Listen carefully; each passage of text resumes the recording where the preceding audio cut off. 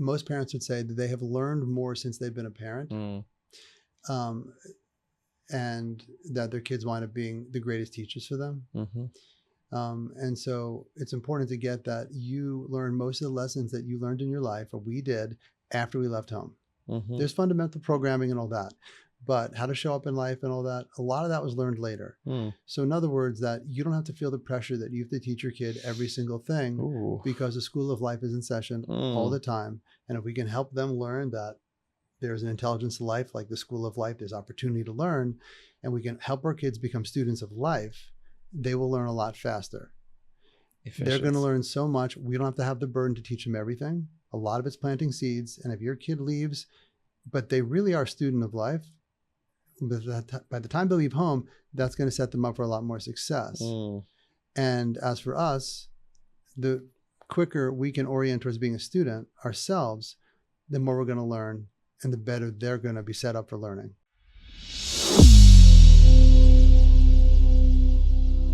Welcome to the Peaceful Pop-Up Podcast. I'm Ravi, your host.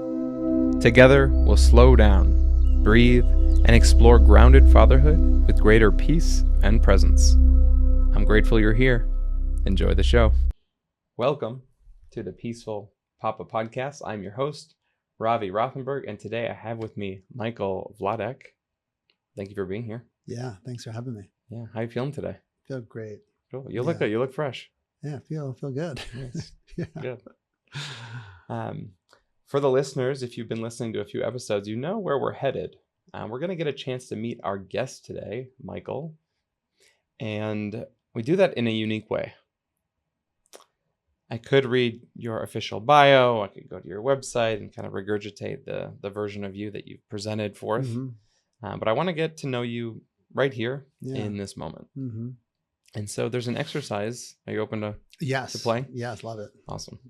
So we're going to do an exercise called head, heart, hara. Okay. Oversimplifying, we're going to break you down into three components. Sounds great. Your head, this is where facts live. This is you at a networking event. This is where I'm from. This is what I do. These are my kids. Just factual information about you. From there, we have a chance to drop down into the heart space. And here we get a sense of what you're feeling. And you can fill in the blank. And I'll take you through each step. We'll have about 30 seconds at each part. And here we'll go, I feel. Okay. Share what you're feeling. Sounds good. You can give us a little story if you want, but mostly we're looking to excavate some of the feelings that are alive. From there, we've honored the head, the heart. We've dropped down into the hara, your energetic center, your power, your sexual nature, your all the things, that all the possibilities that live at the core of your being, in your gut. And from there, we speak, I want. And you'll get to speak for about 30 seconds. What do you want? For yourself, for humanity, for your work, for whatever's alive. Whatever rises. Sounds good. Cool. Yeah. While we do it, each of those parts, we'll also place your hand on the head, hand on the heart, hand on the hara. Sounds good. Cool? Yeah. Game? Game. Awesome.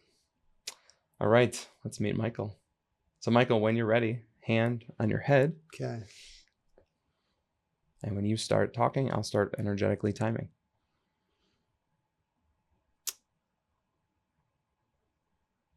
My journey to being here in this moment with you is all about learning how to meet the moment. From going through, incurable cancer and depression, and working with people for over 30 years, heartbreak, injuries, all that. That's really what's informed me and how to show up, and and that's the thing, and that's what I got for that. Beautiful. Taking a breath for that. Drop down to the heart space. What do you feel? What's alive for you right now? I feel grateful to have the opportunity to drop in with you, and in that way create something that serves, because it's needed. Where we're going is there's not enough of it. So I feel grateful, and I feel humbled by that opportunity. Yeah, that's what's alive for me the most right now. I'll receive that fully. Grateful. I'll mirror back that I'm also grateful that you were a yes and that we're here dropping in. Very well. Dropping down into the hara. At the core of your being, what do you want? What's alive? The first thing that arises, I want to experience the iteration of myself more and more, ever more, that is open to the fullness of who I'm here to be. That's what I want. Yeah. And what I want is to do the best to use all that comes through me in the best possible way to serve humanity in the deepest, most efficient way possible. That's what I want. Breath for efficiency and expansion and delivering the fullness of our gifts to the world in service to humanity. Yeah. I love that. Nice. I'm going to go back up to your head. Something that you've shared, that you survived cancer, that you've had a lot of heartbreak and injuries. Through the lens of fatherhood, is there a wound that has a lot of juice for you, or that's been a motivator to do the work that you're doing? And in a moment, I think we'll have a chance to better understand what it is that you do. Well, I think in terms of fatherhood, the of all I've been through, I wouldn't even call it from the wound. It's from the healing that really allowed me to see how precious life is, and how we just understanding the nature of the psyche, that we're trying to feel stable, we're trying to orient ourselves, and we do so through a lot of programming. And so the ability that I've had to burn through that in my own way has allowed me to see what's in the way, and in terms of being a father, to really see what's in the way of being more loving, being more present, being more receptive, being more curious, being more open, being more humble, being more willing to own our bullshit, being really lucid with the forces that are in the way. And I think too, going through the emotional challenges I've had in my life, I would say that getting vulnerability, that it's all so vulnerable, whether it looks it or not, it is. And to really to meet that in the most skillful way where it's received. That's the art, to have it received in the way you intend. So can I pause you there? Yeah. You mentioned something, the lucidity of vulnerability, but delivering it skillfully. I think that's one of the hardest things. As I'll just speak from my own experience instead of projecting out onto all men or all fathers, but like step one, getting clear on my emotional state and being like really raw and honest within myself, but then delivering it skillfully. Yeah. I'd say that so much of the delivery is can be so messy. And I think that's, I'm always trying to catch myself. Yeah. And even like literally I'll press pause on myself when I'm delivering messy, and I'm like, I want to be so much more skillful. What do you recommend to the listener, or even to me or to yourself, in terms of like how to develop a practice of well, to even name it, you press pause on yourself only because you didn't press pause on yourself at a certain period of time. Yes. Right. And anyone who presses pause knows how they got there. They didn't press pause. They didn't even know there was a pause. Yeah. Or another option. Right. And so I think it's serious humility to get that it's about programming. You have to train yourself. Your intentions are functionally garbage. I'm not a big fan of intention, because everyone has these great intentions and nothing changes because they're not holding themselves accountable to structure. Like, okay, so cool. How are you going to train that in? How are you going to make yourself pause in that moment? Because your conditioning is going to respond automatically. Yeah. And so I'm a huge fan, big fan. With everyone I work with, it's really very much about practices that are precise to train. Like an example would be, let's say you do something, oh man, that was really messy. I say, okay, if you can go back in time for 2 weeks, and I say, okay, in 2 weeks, that's going to happen. How are you going to train for that event? So when that stimulus comes barreling towards you, you meet it in a really receptive, skillful way. Right? And so if we look at it from that lens, we can then understand that all of the patterns we have that limit us, that get in the way of showing up in any dimension of our life, we can train that in. Yeah. But if you don't practice and rely on intention, your progress is very slow at best. What I'm hearing too is that you're anticipating, you're expecting that same trigger to come up in 2 weeks' time. So if I can get clear on like, okay, I've been doing this, it's gonna show up again. But if I train it, then I'll at least have some spaciousness the next time it does come through. Right. And if you don't handle it well, the information in that is, okay, I wasn't precise enough. How can I be more precise? I wasn't deep enough. Do I need help attuning to that? Yeah. You know,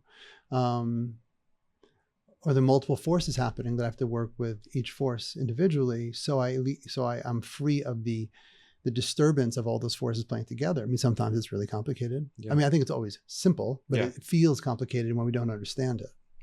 Complex. Yeah. Right. Now, you got my curiosity in terms of like the level of precision that you're bringing to this training. I have a toddler. She's 2 3/4. She has so much energy. She triggers me daily. How could we work that? Well, the question is what's getting triggered? What's predictable? It's like, this is classic. I'm going to be triggered here. She will not listen to me when I ask her to put on her shoes at the time when I want to get ready to start walking out the door. Great. So the very first thing, if we back up, right? Before we even get into the training of it, a way to get into that is saying, okay, so why is that a problem? Right. So it's identifying like, right, I have a story that, and et cetera, that many people, including me, have understood and can relate to, right? Yeah. Today, for example, I can relate to that, right? Right. So, but if we see it as a problem, we're actually inaccurate, because technically speaking, what's occurring isn't a problem. Technically speaking, it's the result. Creating a problem. Well, yeah, your mind is creating a story that's a problem. Yeah. But what's technically happening in this moment with socks and your reaction and all this, that is the result of certain causal forces coming together to create that belief, perception, fear, reactivity, response. So our job is to have an intimate relationship with those causal forces to go, oh, okay, so I have a story that, right? Because if we say functionally there's no problem, how's there an opportunity for you? We just like do the most simple version. We can do a lot of things on this, but this most simple version, how's this an opportunity? Okay, to regulate myself, to remember she's doing her best, to remember she doesn't have the brain development for that. Okay, we'll get to the training thing in a second. So you have the wisdom comes in. Right. The truth is, in the big picture, this won't matter. Me jacking up her nervous system in the morning and giving her a thing, that's an issue. Yeah. Right. Okay. I have these fears and I have these things. Okay, that's mine. Okay, I know where that comes from, or I don't, but I got to get to it and work with it. So we identify the forces. Once you identify the forces, then what I would say in training is like, okay, so before that event happens tomorrow morning or whenever the next morning would be, you imagine you're in that situation, because visualization, the brain doesn't know the difference between the actual thing and the thing you're visualizing. It's going to run the same circuitry. So you visualize, here I am again, and that's going on. And now I'm triggered because she's not putting her socks on. Pause. Okay, I'm paused. You're not in the situation. You're just sitting there at home. Okay, here it is. So what am I doing? What happens? So ideally you have some skills here to metabolize the emotional energy, let's say through feeling the sensation in your body, which means you have to let go of the mind, back to the body, let go of the mind, back to the body, which is a practice, right? And so, okay, more regulated. Okay. When you're more regulated, you have more bandwidth for wisdom. Yes. Wisdom is not from our conditioned thinking, of course, right? And so we could even go back to what we were saying before. Well, what does wisdom say? Right? Why is it not a problem? Why are they doing their best, et cetera, et cetera? We can get into the nuance of it, right? And then you feel into the feeling of that wisdom. It's like, right. Okay. I'm going to marinate in that feeling, because as you marinate in it, you're literally training your nervous system, your physical body to respond in alignment with wisdom, where normally in the morning, it responds to the subconscious programming of your fear body, your ego, and it's already in sync with it. So if we train it, we're literally rewiring our nervous system. So if you do it enough, because the issue with training is that people go, okay, I practice once a day, I'm good. Probably not, because if you want to be good at anything, I'm going to play guitar 5 minutes a day. That's good, right?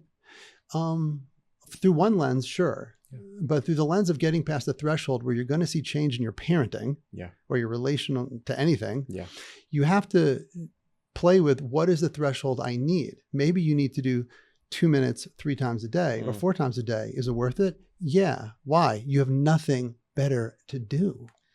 You have nothing better to do than get good at this kind of stuff. Really.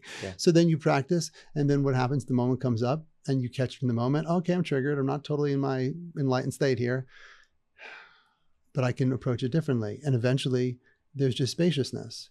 And then the other piece, which is just worth to mention, is if your daughter has issues getting her socks on, you need a whole different parenting approach to that. The method of, okay, we need to get out the door, put your socks on, that's not the right approach. 100%. Socks go on when she gets dressed, and she gets dressed in her routine when she gets out of bed. Yeah. Right? Structure, like things like that. Correct. Yeah, blah, blah, blah. There's a lot to say there. So I just want to clarify too, this is not about socks. I've bypassed the need for socks. It's the summer. I don't care what shoes she's wearing. Not a chance she's putting on socks. But yes, metaphorically, the socks are what we're working with here. Right.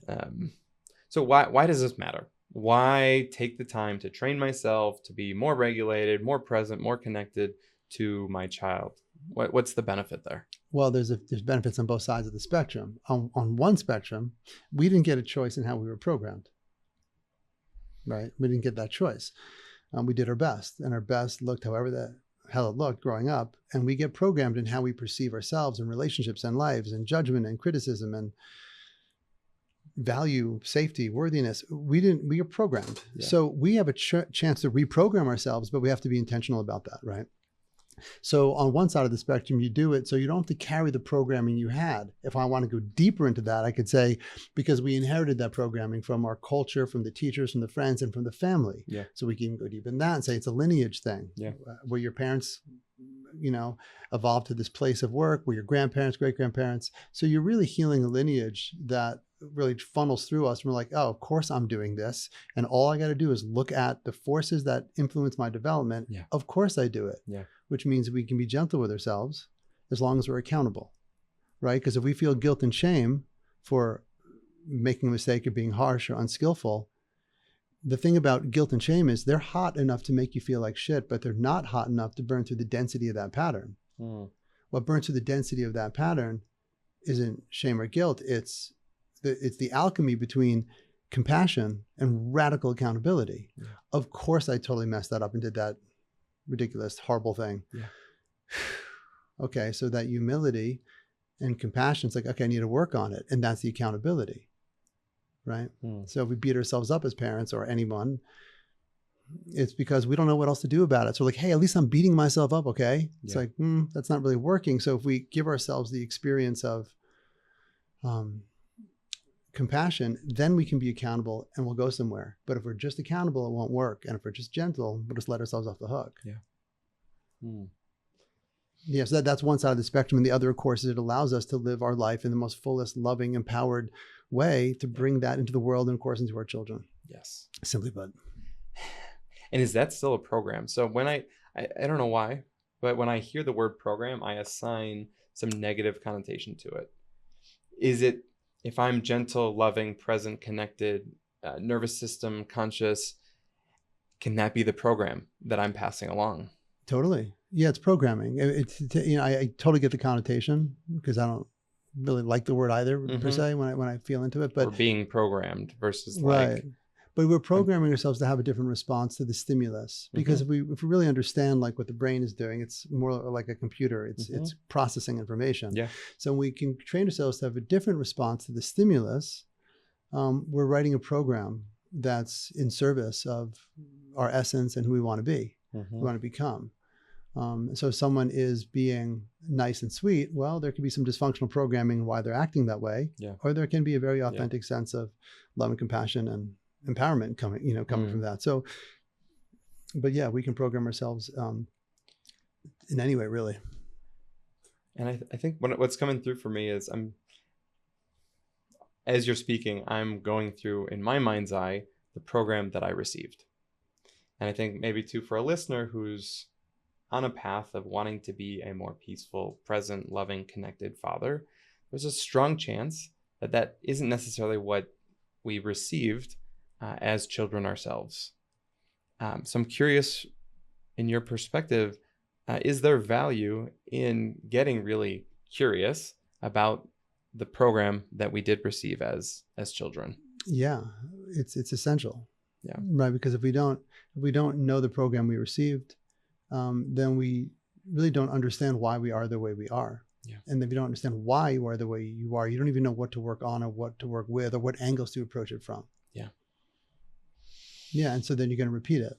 Mm-hmm. When it's like, oh, this always happens to me, or oh, I did that again. It's like, I shouldn't have done that. I shouldn't have said that. No, actually, you should have said that based on your programming. Mm-hmm. You should have done that. Spoke with a father who was yelling at his daughter, and he's like, I shouldn't have done that. I'm like, well, in that moment, what was your highest value? Meaning, like, what were you committed to? Well, my commitment is to honor her as a person and make space for her. I'm like, I believe you. But what was the other value that was counter to it, that dominated? Where did your fear structure, your unconscious programming hijack you, grab the wheel, and all of a sudden you had a commitment and then a counter commitment, or a value and a counter value. And that counter value was like, I don't want to feel disempowered. Okay, well, as long as that value grabs the wheel, that program's there, it's going to happen again. Yeah. And there's work you can do on that. And it's not that hard to do. Mm-hmm. It really isn't. I mean, I've been a therapist for, in private practice for a little over 20 years, and working with people for 33 or 34 years, like in that mode, in that model. People heal when you are using the nervous system to your advantage. Yeah. If you get them too bound up in their head, it's like, you're just going to get stuck in the weeds. We are wired to heal. We're programmed to heal. Yeah. And that's really convenient, because that's what we want. But I think people have this thought of like, oh, it takes so long. Oh, it's so much work. It's not necessarily like that if you have the right support from the right people. Yeah. Not everyone can do it efficiently, right? Yeah. And that's true about therapy. A lot of therapists aren't very good, but those who are, one of the signs of someone who's very good is they're highly efficient. Mm-hmm. That's the piece. You've used the word efficient a number of times. I just want to zoom in on that. Sure.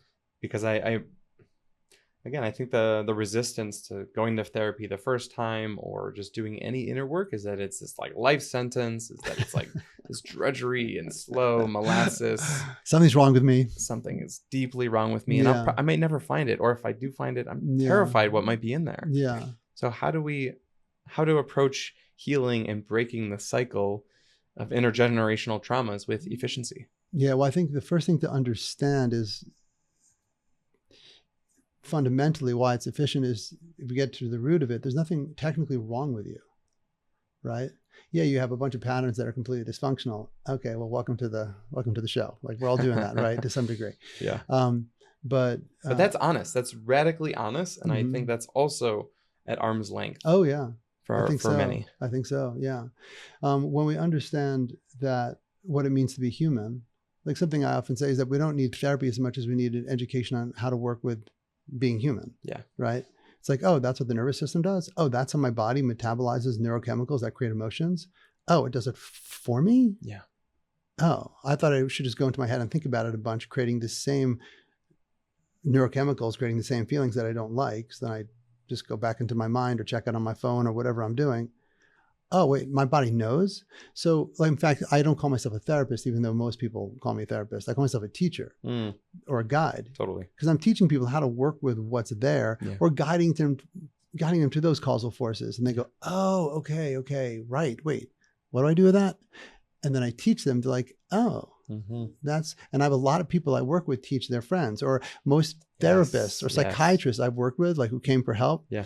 The practices I teach them often are the dominant practices they use in their practice, which is really interesting, because the approach is, they're very deep and penetrating, but it's really educating. Yes. And totally. I think makes sense. So when you understand the forces that are involved and you have compassion enough to be present with them, and that vulnerability, be present with them, there's an intelligence here that's going to help you work with it. And so when we learn how to engage that simultaneously with understanding how to recondition our mind, deal with very deep-seated traumas, I mean, like fingers in a light socket traumas, like seriously intense programming, the nervous system doesn't want to stay stuck there if it realizes time has passed and we're in a safer environment. It wants to update itself, but it's desperately scared to, so it stays. With the right support, it's quite efficient because the brain's like, oh, there isn't a lion in the room. Yeah. I would prefer that, says the body, you know? And so, yeah, I'm not sure if I'm answering your original question, but I think we're somewhere there. Yeah. I mean, I asked about efficiency. What I'm yeah, sure. hearing too is just like, and I'm such a deep proponent of all things nervous system. I think that should be taught in the first grade of like, here's your nervous system. And here's how it's helping protect you and keep you safe, and how it can go offline or not feel safe. And then you feel stuck for a long time.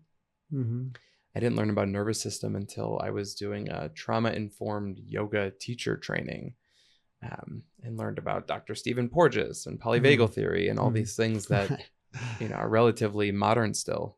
Right. Yeah, no, it's one of the biggest tragedies of it all is that schools have the opportunity to normalize some of these teachings. Yeah. Because that's if we normalize it, it's not that big of a deal.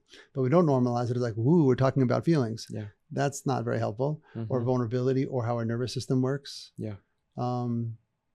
Yeah, and it's a big issue. And I don't think, honestly, we can wait for schools to do it because they have their own issues. But that's why it's really on us parents to do our best to make sure we're the ones doing it. And hopefully other systems catch up in the future. Yeah. The system changes. Even the way that I'm, you know, as the head of my household, I really consider myself as the energetic and nervous system steward of our dwelling. I love that. It's really, it's the lens that I look through for everything. Yeah. Where to take this? I'll share personally too. The home I grew up in was, you know, just there was zero consciousness around nervous system or healing, really anything that was like for our well-being. And so just being transparent and candid, both of my parents are deeply afflicted people. That those afflictions have manifested as deep addictions that even in their, you know, the age that they're at, they're still battling with. And so the idea of breaking a cycle is very personal. I'd love to, while we're here, I'd love to learn a bit more about your story. You know, when you share that you've been doing this work, supporting teens and families since you were 19, what were some of the triggers that got you to that point of wanting to be a healer and teacher and in service? Well, it really started just as a kid. I, you know, had this interesting upbringing where my brother and sister were twins, older, had a lot of friends. I didn't have many friends when I was a kid. Didn't understand why I was targeted until even it was like maybe 7 or 8 years ago. I understood it, but I really analyzed it. I was like, I don't know why I got singled out, but my mother actually explained, and she's like, I know it's crazy, sorry, but I felt so bad you didn't have a twin that I didn't let you really hang out with all the kids on the block. And only let you hang out with our neighbor, this girl who was my neighbor, born the day before me. I was like, oh, yes, that's crazy. And okay, I get it. But so I was always the outsider, which is interesting. I don't remember my childhood much because, you know, the traumas and dysregulations are such that I don't have much memory, but a few moments, really not too many. But yeah, so that's how it started, where I was the bullied kid, like the bullied kid. Yeah. Like the number one bullied kid, right? Wow. You had older siblings? Yeah. And they didn't bully me, but if I fought with one, I fought with the other. So, you know, I'd get that at home and I'd go to school, you know, like I was like the biggest loser in school, like for sure. Wow. Right. And I was just the target. And that was your perception, or that was like fact? Oh, it was a thing. Yeah. Oh yeah, it was a thing. And also had ADHD, and it wasn't really treated or diagnosed or understood. Sure. And so here I am in school trying to make myself feel like safe in the environment, and I can't really focus. So teachers didn't handle me very well. And then I had one teacher who was like really, really bad in first grade, and that created a lot of stigma. She was abusive actually. And so that created a lot of like issues. And so that was how it started. And my parents were both very loving, but medical professionals who, if they didn't see something, it probably didn't exist, you know, kind of mentality, I think. They didn't even get that I was depressed. They're like, oh, Michael has anger issues. no relationship to anger coming from pain. Yeah. Conditions that you were put upon. It was, yeah. And so, and I get it. I mean, it was just out of their scope of experience. But anyway, so I didn't have friends till I was about 13. I spent a lot of time alone. And I was a very pensive kid. So that's really where that started. I was a very pensive kid and spent a lot of time alone. And then at 13, I go back to public school. Long story short, I'm like the popular kid, like a celebrity practically, because I'm like the new kid. I'm new blood. Yeah. And I knew a lot of these kids. I didn't trust a lot of them. I'm like, wait, why are you the way you are when you were the way you were? Sure. And so I, being who I am, I like challenge people on it and like ask them. And I came to understand at a young age, like the nature of people and the nature of the psyche and why people were the way they were without having anger, without having resentment. I really like got it when I was in 9th grade. Yeah. So that was a big part, but I was still depressed and I was suicidal until I was 19. I tried a suicide attempt at 17. Wow. I did not want to die. I just could not imagine living with the conditioning that I had. The pain was so immense and nothing would make it go away. I saw 5 psychiatrists. No one ever talked to me about my inner process. They just gave me meds. It was back in the day, especially that was more common. Yeah. And and so that allows me to have a lot of I was really like a violent, angry kid too. I had restraining orders against me. Like I really ran the spectrum of it. But I weighed like 20 pounds more than I do now of muscle. I became like super tough and gnarly. I was like a whole. You're like working out and like. Yeah. I was like a menace, right? Oh yeah. Like it was, but that's what I did because my survival strategies were, hey, like me, I'm nice, I'm cool, I'm right, I'm smart, I'm spiritual, I'm whatever the hell, like me. And the other strategies, back the fuck off. No one's ever going to hurt me again. Wow. And I very much was that, right? And that's not my nature. I mean, I have a warrior mentality for sure, but I don't want to be aggressive like that. Yeah. But I was, right? And I don't work with that.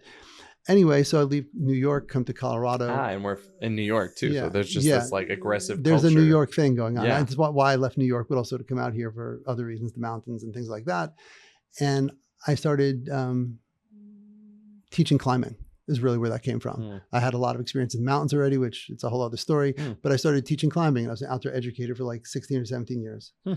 And when I would run courses, I wasn't trying to go deeper, but the space would open up where I was just like in the field with people, really helping them be present with what was happening. And that evolved into, hour bound and longer courses where I'm with adults or teens going super deep with them. That's where a lot of that came from. And cancer, I had cancer for 8 years. It was considered incurable, 7.5 years, considered incurable cancer. Wow. And the chance of me dying was so much higher than surviving. And that was all in my 20s. Wow. And so the work I did on myself at that time, I never would have done because I was really too righteous, ignorant, and arrogant to have done that level of work without the specter of death. And I really had to accept death. And I figured it's about heal and live, or maybe heal and die, but heal. And maybe it'll affect the physical outcome. Or if I die, I'll die with more peace. Wow. And so cancer got me to really understand the nature of the psyche, the nature of identity. Who do you think you are? Where'd you come up with that? What beliefs you have that aren't true, that you think are true, or that even if they aren't true, you don't want to let them go. I mean, I can go on and on forever about that, but cancer was an amazing teacher. And I had amazing teachers during that time. That's my curiosity. Yeah. There's a story of like aloneness, and then cancer. Were you supported in that journey? Did you have good so by the time I was 13, I had friends. So that changed. Okay. I was very gregarious because I'm more of an introvert, but I excel. Most people think I'm an extrovert because I developed that because I had to, right? But it's not my nature. So I had a great community around me, amazing community. Lot to say. It's a whole other story about cancer, but it really supported me in developing who I am in a very big way. Trusting life, trusting death, trusting what arises, right? I mean, to really say yes to having cancer, yes to the possibility of dying. And I got to that place to really say yes to it, which makes it pretty easy to say yes to pretty much anything else that arises. Pretty much. I can still get triggered, right? So then I have to go, I'm resisting. But for many of us, we walk around with, this inevitability of death, but still feeling like that's a thing that's going to happen to me maybe one day, but But when you get up close with it, it really seems like it's shifted. It's amazing. I mean, it's a massive gift to have an intimacy with death because death informs life. And I do a whole dying death ritual process with people, embracing your own death to live your life more fully. That's what it's called. And it's very transformative, and it's not even that long. Yeah. Because once we really go into this, right? It is. Once we go into this state, you don't have to dive into it. That is a thing for sure, I guess. Yeah, it's true. But when we go into that state, we clarify, right? And so cancer was a big, big teacher there. And those things have all very much informed how I show up with people. Very, very much. Yeah. I mean, I would say I use them all the time in some way. It's all woven into my way of being at this point, but they're powerful forces and all that. You know, I became a professionally trained mediator at a pretty young age. I was in my early 20s. And that was my foray into doing this. I didn't realize I had a gift until I'm with senior mediators and I'm like, oh my God, they're dragging their feet. This is taking forever. And I would just cut in. And I was like, maybe I'll get in trouble for that, but I'm going to cut in. And they're like, that was great, blah, blah, blah. I'm like, why were you like waiting? Yeah. You see things. I think that's that's what it is. You've got superpowers that. Yeah. It's more for me, it's a sentience. Actually, I feel it. Yeah. So it's right. The information's right there. Like when I work with people, the information's right there. And that's different. I say that with a lot of gratitude and humility because it's way bigger than me. It's really important to state that. I'm very grateful for it. But I have access to a lot of information is what's happening. And part of the way maybe it's my ADHD brain or just the experiences I've had or whatever, it's all weaves together. I can navigate numerous dimensions simultaneously without trying. It's I just does it. It's not effort. Yeah. So, And, how do you care for yourself now? Present day Michael, you have family, yes? Yeah, so I have 2 girls, 6 and almost 8. Wow. Yeah, and my wife Christine. Yeah. You feel many things intensely. You have a just naturally multi-dimensional quality to you. There's lots of family, work, all the things pulling at you. How do you create a sense of safety and take care of your physical self these days? Well, I think one of the big pieces is perspective. And for me, I get perspective a lot through slowing down. Meditation in different forms. But that's a very intrinsic part of my life to like slow down and touch the still point in some way. And not that I'm resting on my laurels, but I've done so much of it that I can ride on that a little bit. But if I want to grow, I can't ride on that. I have to keep coming back to it, and I want to grow. So it's coming back to that. That's one of them. And the other is I place a very high value on moving my body. Right. So I make sure that happens. So other things that are really important that I want to get done just don't get done sometimes. Yeah. And they pile up, just kind of for all of us, I think. Yeah. And it'd be great to get that pile on my desk dealt with. Yeah, but I'm not going to do that right now.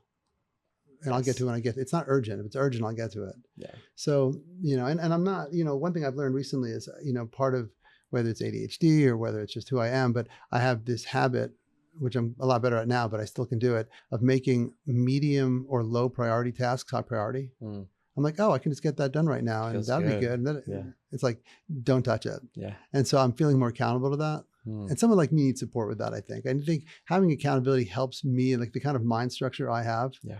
So I'm actually meeting with a friend today who we're going to start coaching each other in that realm because that's what I need. Yeah, it's part of it. So it's knowing my weaknesses. I think that's a part of it too, Yeah. I think our greatest strength is actually knowing our weaknesses. Yeah. Because those are the things that tend to get in the way the most. Yeah. And so that's, those are some of the fundamentals there.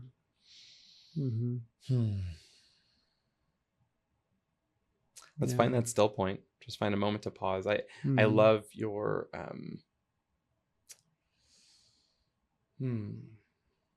I love your perspectives. I think that's such a gift that you bring. It's just the dimensionality, your willingness to go there quickly. And I can feel, I think I've got some adult onset ADHD qualities as well.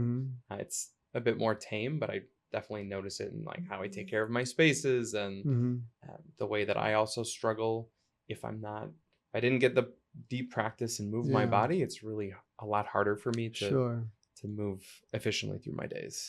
Well, I think that's one of the things that I'm good at. like I'm really good at having ADHD. Like I know how to do ADHD fairly well. And that's the thing that most people have it. It's so tragic because ADHD is like a superpower. With the brain, I work with like CEOs of ADHD, and what they can do is remarkable, but put them outside of that realm, they're just a hot mess, right? Like me, like anyone else, right? So it's really knowing what's the support structures I need and the safeguards I need, to the guardrails, I should say, to really keep me focused. And because I am humbled enough to go, without that, it's probably not going to work. And that's not even fair. It won't work. It's probably a better way to say that. It will not work if I don't do that. Then I'm going to defer to it. But I'm like, no, I got this. No, I'm good. Hey, listen, I've been around the block. I got this. I'm like somewhere else, looking at sparkles, you know? Yeah. Can you bring that to life for us with maybe something specific that you've had to navigate with your family? Yeah, well, for me, it's just like, if I want to take care of certain things, I have to get up earlier, right? Yeah. Which is only more recent that I can do that because I had a lot of health issues, long story short, insomnia for 13 years. That was actually a gut issue, crazy as that is. But all these things really like threw me for a big loop. But my ability to wake up earlier helps to take care of some things. But it's really having a vision and a structure of like being present for my kids is really number one. Yeah. And so everything has to revolve around that or get sacrificed. That's kind of how I see it. And I'm really good at sacrificing it. I really don't care about anything else. Yeah. You know, and I'm fortunate that I have that because I know not everyone has that. Yeah. You know, and there's ways to work with that. But I'm like such a yes that whatever with my kids that it's almost maybe too much, some would say. Sure. Because there's other things happening in life. But I'm like, yeah, I'm just going to hang out with my kids because that's going to change. Right. You know, like, this is number one. Yeah, totally. But yeah, for me being balanced, and it's like making sure my relationship with my wife is good, getting support if we need support. Yeah. Not dilly dallying on that. It's like, why? Just get support. Or when I'm working, I'm focused. So when I'm done, I'm done. You know? Yeah. And that could be having a ritual, structures, checklists that are like physically in my hand. Like I need to do this, then this, then this, then this in my morning routine, for example. I don't need to do that now, but that's what I had to do. Or using, you know, technologies where I'm working with people online that we're both working and I just stay focused, things like that. And in sessions, that doesn't matter. In sessions, all that's off because it's all a flow state. Yeah. So that's different, but it's in between sessions where my weaknesses can, you know, pull me under if I'm not really attentive to it. Yeah. Let's talk about that. The in-between moments. I call them transitions. And when I'm tracking my nervous system, my family's nervous system, and the way that we transition really informs so much of our ability to stay present, stay connected. And the moment that there's either too quick of a transition or not mindful enough of a transition, I can already forecast that we're gonna have challenges. Yeah. And I think, again, energetic steward of my house, my family, that really being extra mindful of transitions feels like a superpower for me. Yeah, it sounds like a superpower. And it's so great that you can track that and do that proactively, not reactively. Exactly. Most of the time. Yep. Right. Most of the time. Yeah. Right. One of the biggest transitions that and the dads and men that I've worked with is that transition of unplugging from work and being present in the home space. You know, whether that means like, you know, the phone is there and it's like buzzing and they're, you know, literally sitting. My dad used to do this when I was younger. My dad's a big gambler, which I've been vocal about. But I'd be like 7 years old. We're at the dinner table or at the synagogue or somewhere, and he's got this little beeper with all the score before smartphones, and he's sitting there just going like this, totally aloof to what's happening. Yeah. And I would always like look at him and be like, where is he going? Well, yeah, that's either fear-based, right? Like he's afraid that if he doesn't, then something won't happen for him that he wants. Sure. Or it's just a value system because he's thinking that that's a wiser choice for other reasons. I mean, there's, you know. Yeah, I don't want to unpack the layers of his. Right. But in terms of like when we are transitioning, I think one thing to get clear is like, okay, what is the structure of what we're doing? Okay, and what are we moving towards? Yeah. Because we're like, okay, I'm done. Well, you're also starting. Yes. Yeah, you're done with work. Okay. And what's happening now? Like, we get really clear about that. Yeah. because we're like, okay, this is what I'm doing. Then that allows for an orientation. Yeah. Right. The example with your dad is he wasn't having an orientation. Right. So he was just getting pulled by the gravitational force of that value or fear, Totally. Yeah. And I think that for a transition, some people have it. I have it. It's easy for me. I can transition very quickly, but people who can't transition, I think a very important thing is to have a ritual around it. Yeah. Mindful, right? Like we stop and we will take a deep breath and drop in, like to come from a certain place. So a classic examples I'll give parents is before, like, let's say they're driving home or they're going to leave their home office. Yeah. Before you close that door, open that door, whatever you're doing to enter the new space, you have to have not the intention to, but the actual structure and the accountability to stop. And you're going to do either, and I'll make them a guided meditation if they need that, or they, specifically if they need support, or you stop and feel what you feel. If you have to write down the things you want to get done that aren't getting done, just so you're not carrying in your mind, do it. Open yourself up to whatever you're going to walk into when you go upstairs or into the other room or open the door, and prepare yourself for that and really connect to, on the deeper level, what am I aware of that my, family, the members of my family are working with? What am I motivated for when I walk in? How do I want to show up with whatever it's going to be like? If we just ask that question, we're doing something in our brain, and that's going to help us in a transition. But if we're like, okay, I'm just going to go from here to there, we set ourselves up to not be optimized. So it's really just getting ourselves like ready. Like someone's going to do a race. They don't just like walk on the track and run. They do a few things before they run. It's the same thing. You just like getting yourself set up. Okay, 3 different psyches, 5 different psyches, 2 different psyches. You open that door. Yeah. What do I got to do? Hold on, time out. So I'd say that's part of it. Well, there's the preparation of like, okay, here I go.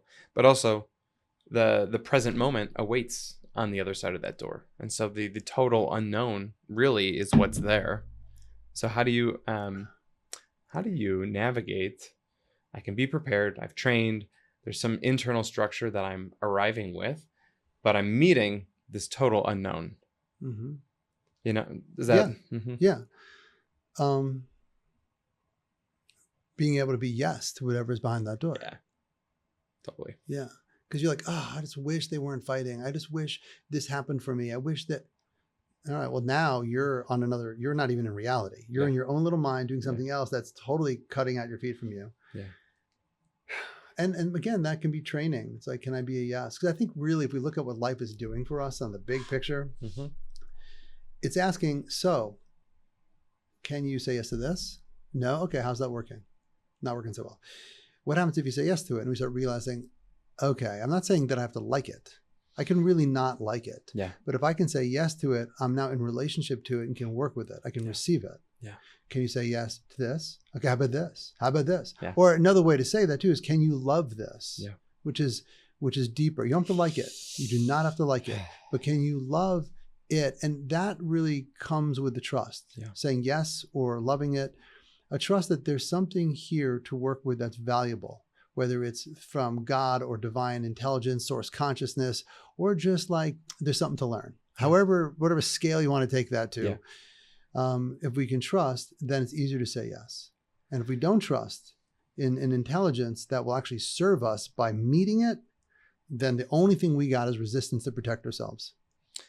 And resistance is dense. I've been just feeling it within myself. One of my just personal, it's an intention to start, but it's structurally taking form and I'm being tested often is, my toddler, like she's so energized. She's so enthusiastic about mostly imagination worlds that she's creating and this little castle that we have and this play couch that does 20 different things. But Papa, come play with me. When I like want to do the dishes or clean the kitchen, whatever, I'm like, the story is that I'm resisting to drop onto her level. But when I'm in that resistance, it's so dense. I can feel it. For me, fortunately, she's so enthusiastic that she just wants to hang out with me. She doesn't care the energy that I'm in. But for me, it really matters to shift from I'm in resistance to, I'm a yes to this. Yes, sweetie, I'm a yes to coming to play with you.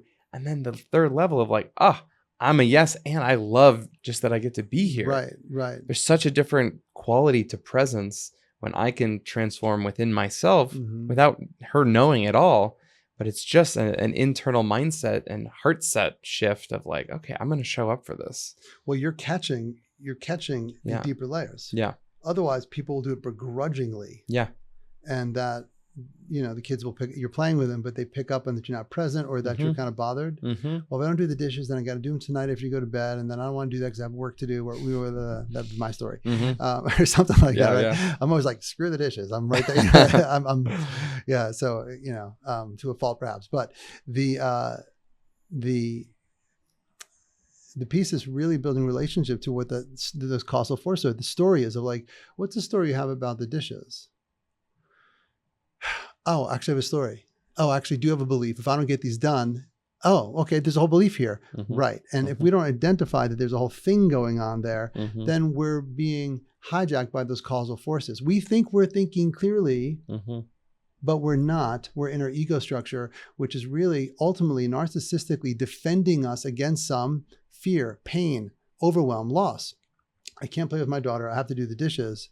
Maybe it's true you have to do dishes. Maybe that's an actual thing, and that does happen. Just to name that, right? That's a real thing. Quick shout out to the dads that have the big pile of dishes, and a shout out to the ones that are like, make sure they get done before bed each night. Right. It's both. But sometimes it's like, I actually got to do the dishes. Yeah. But if we don't realize that we are, and again, like the socks, this is a metaphor here, right? But if we don't realize that we are maybe not in the highest form of truth in that moment, but we're listening to our mind, we don't realize that we're actually in essence possessed by those thoughts. Like if I was possessed by the spirit of Elvis, I wouldn't know, it'd be pretty cool, but I wouldn't know that I'm possessed by the spirit of Elvis. I would just think I'm Elvis.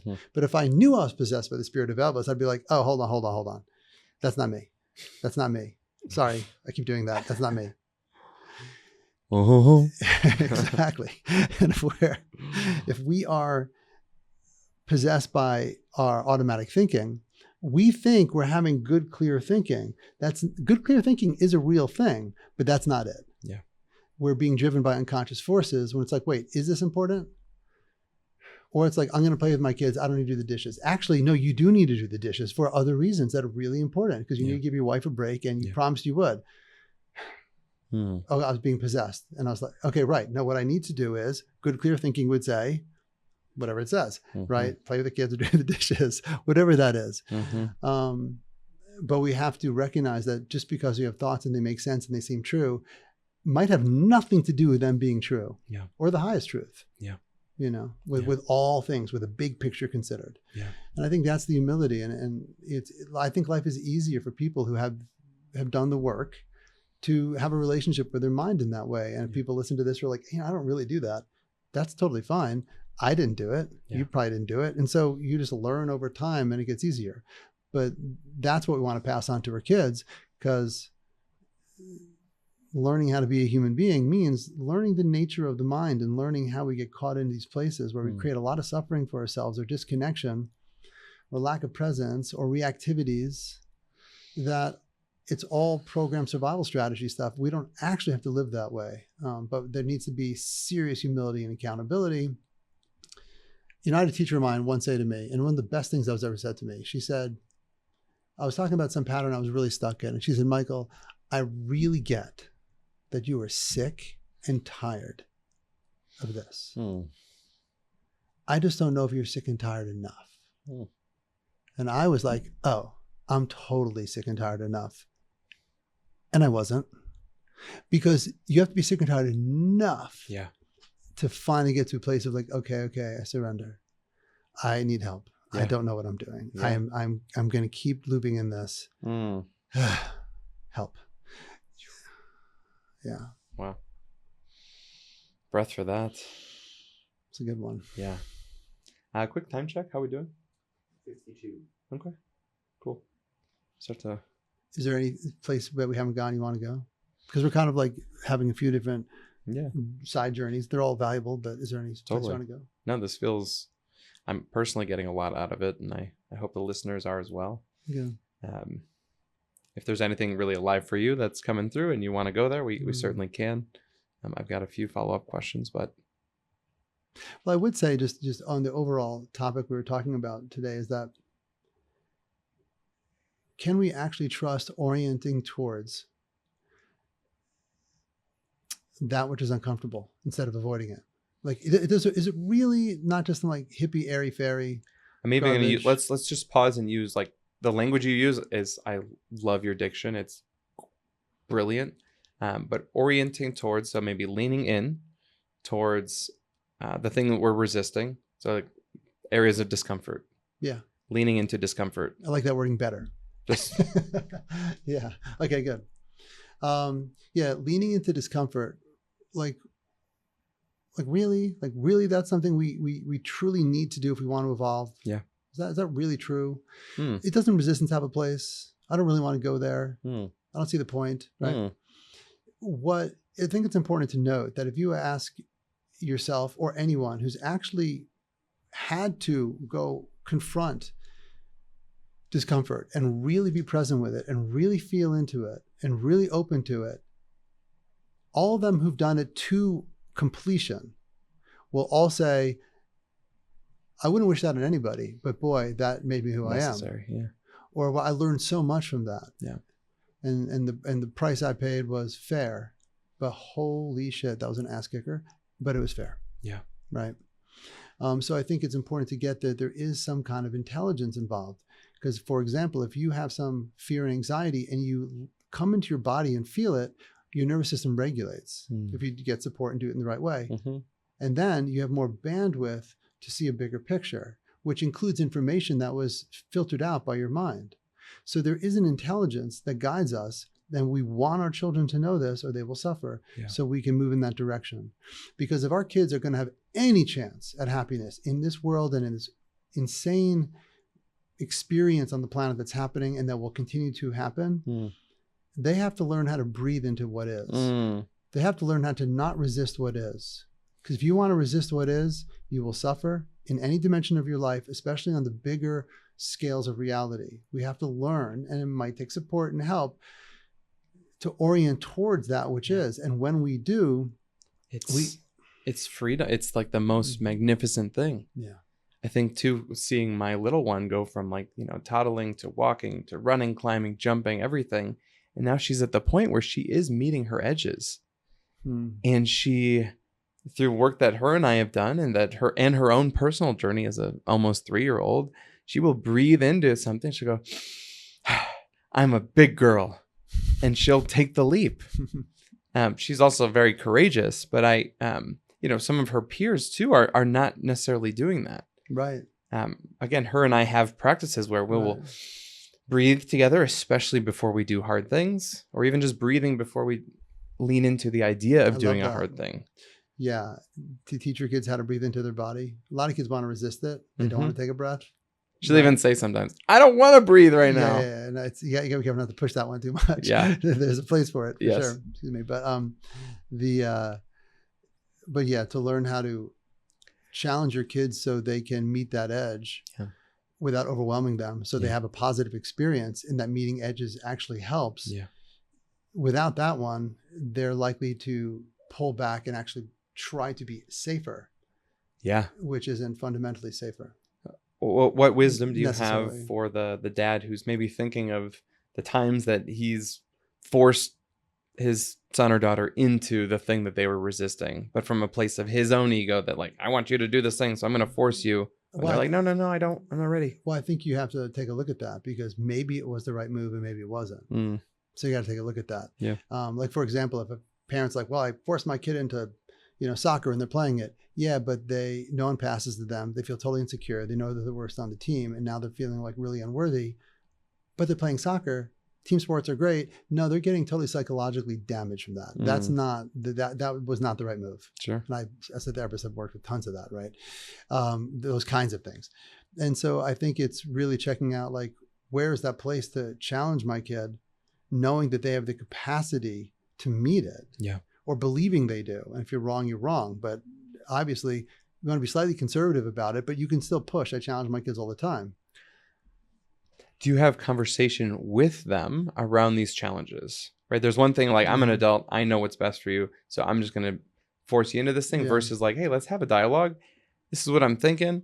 How does this land for you, 6-year-old? Well, I think it's important to get that in the moment. If they're fixated in a certain position, you're probably not going to get past it very easily, unless they're the kind of kid who's really open and pensive and curious, like you might, or at least on that day they are, right? I think it's more important to understand that for some of these conversations, you have to have the conversation when their brain is in a neurological place to have that conversation. 100%. Because if they're in their fight or flight, response, or they're in the parts of their brain that are responsible for like self-protection, they're not having a conversation about reasonable and rational. They're just going to be positional. And as you keep challenging that position, now you're creating a whole other issue, because they're going to develop beliefs that their boundaries aren't important. They're not going to be met. And that can go many directions. Their feelings aren't valid. So it's a lot of it's timing. And like, you have this vision of, okay, we've got to get my family out the door. What are the transition zones and how do I preemptively work with that, proactively work with it? It's the same thing. You don't be like, hey, I signed you up for soccer, you got to go today. It's like, well, let's talk about it. And let's talk about what happens if like the coach is mean, or some kids are mean, or you lose a game, or not that that's just the cure all, but you're trying to, develop their brain and move those wheels in that direction. So you have to maybe, what I do with parents a lot is I call them revisits. So you have a conversation with a kid. It goes well or doesn't go well, or it's just an important conversation to do a revisit. A revisit basically means you revisit the conversation at a later time when the brain's in a different place neurologically. Has to be. You have the same conversation, or, hey, I really appreciate you saying that. I just want to say thanks again. And they're like, oh, wow. And they take it in deeper, more deeply. Or you have a conversation with them where you're giving them feedback on something, but you revisit it when you're both in a different state. When the brain goes through it again, they might integrate it more. So revisits are incredibly important. And that's afterwards. And then there's the version of that we're talking about, which is beforehand, which is you're trying to set them up to have a certain process. And, it's parenting. It'll be what it'll be. Totally. It will, and you do your best.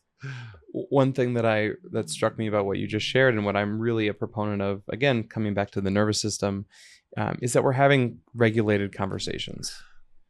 Anything that I want my child to like remember, to integrate, to really understand, we have to happen in a regulated state. Otherwise, you won't even remember a fraction, or that the conversation happened at all. Yeah, it's such a massive statement you're making. Huge. Right.